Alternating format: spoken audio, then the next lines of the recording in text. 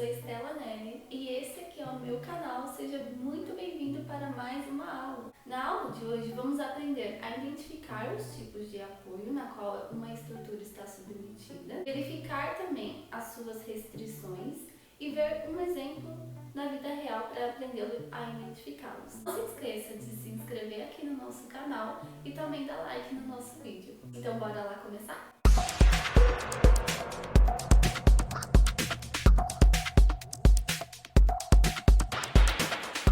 Então, pessoal, bora lá para mais uma aula. Então, um apoio é o que suporta a estrutura e a impede de se movimentar em diversas direções. Quando a gente impede a estrutura de se movimentar, surgem as chamadas reações. As reações, elas vão depender do tipo de apoio e qual será a direção da restrição do movimento. Então, nessa aula, a gente vai ver os principais tipos e as suas aplicações em um exemplo real.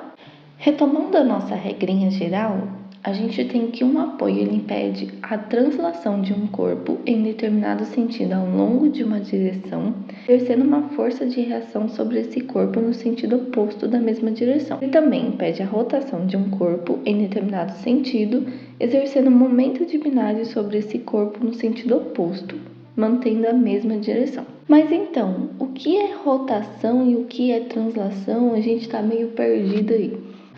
Vamos supor que a gente tem um corpinho aqui.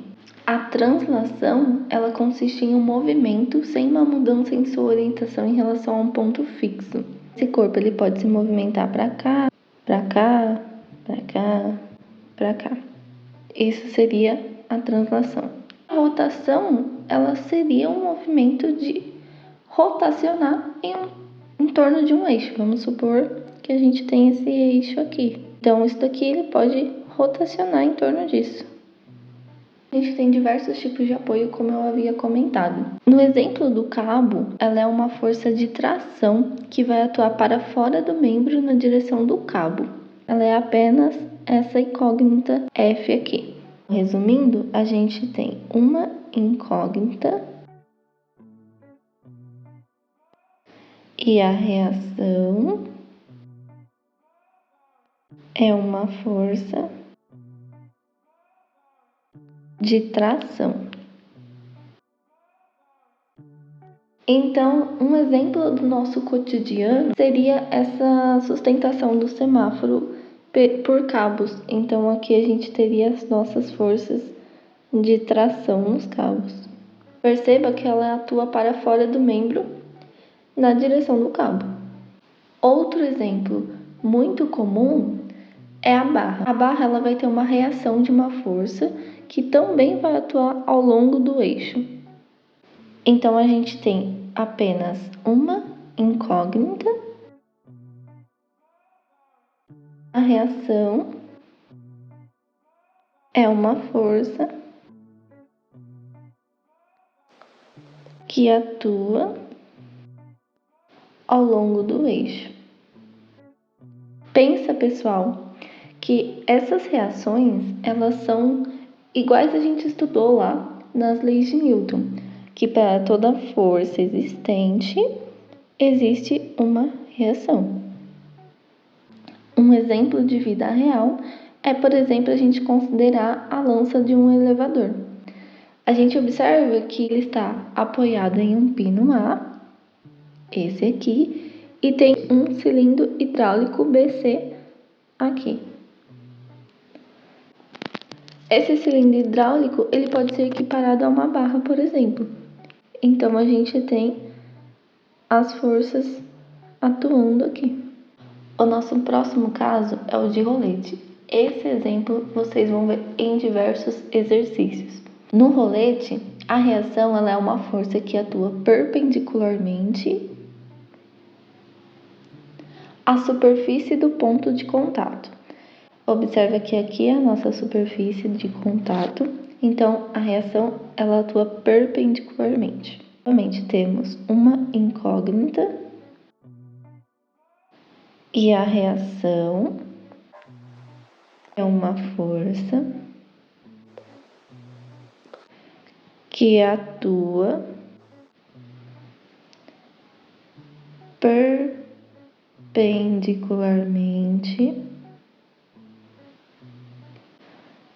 ao ponto de contato. Um exemplo da nossa vida seria toda essa estrutura aqui, apoiada sobre esse rolete aqui. Observe que ele não pode se movimentar nessa direção aqui. Vamos supor que seria uma direção Y. Então, a gente teria uma reação em Y, porque ele pode se movimentar nessa direção, pode rotacionar, mas ele não pode se movimentar em Y. Um outro exemplo consiste no apoio oscilante. No apoio oscilante, a reação é uma força que atua perpendicularmente à superfície no ponto de contato, novamente como o nosso exemplo do rolete. Então, a nossa reação, ela vai ser aqui, aqui na verdade. Ela pode transladar aqui, pode rotacionar, mas ela não pode transladar nesse eixo. Novamente, temos uma incógnita e a reação é uma força que atua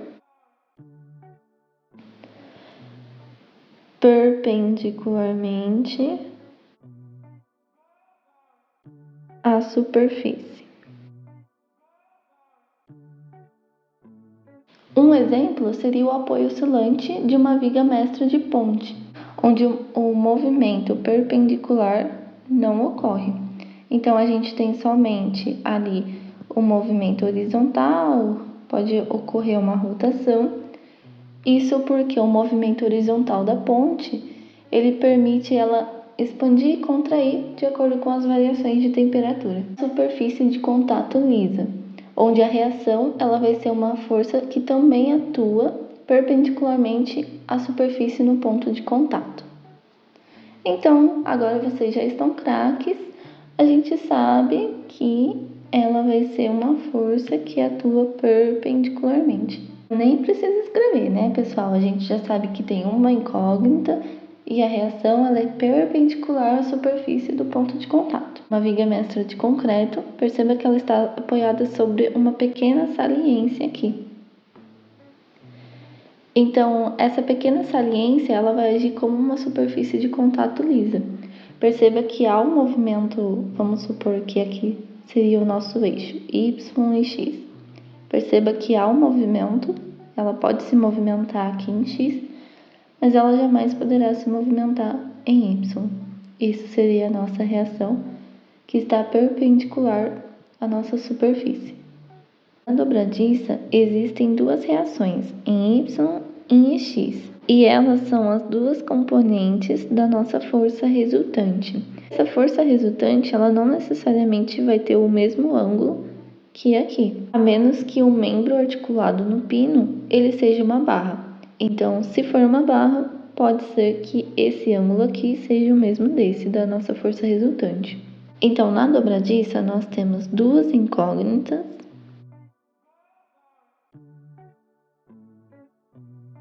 e temos duas reações.